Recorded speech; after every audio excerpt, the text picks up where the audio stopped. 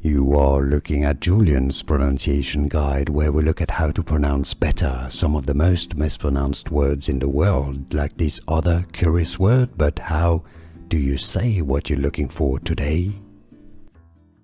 Let's learn once and for all how to pronounce these names correctly. I said correctly. If you want to learn more confusing names pronounced, stay tuned. I've got more videos for you you'll definitely want to learn from. I'll suggest a few for you. It's usually pronounced in English either Catherine, Catherine, the TH sound. It's generally not pronounced Catherine.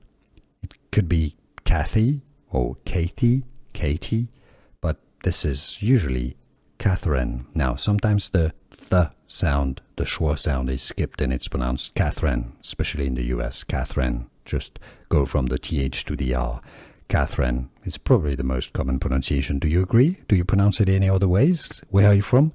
Let us know in the comments. The French pronunciation, Catherine, by the way, if you're wondering. Catherine.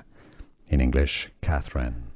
Here are more videos on how to pronounce more confusing words and names too many mispronounced. Like this video if you found it useful. I appreciate your support. I'll see you soon and thanks for watching.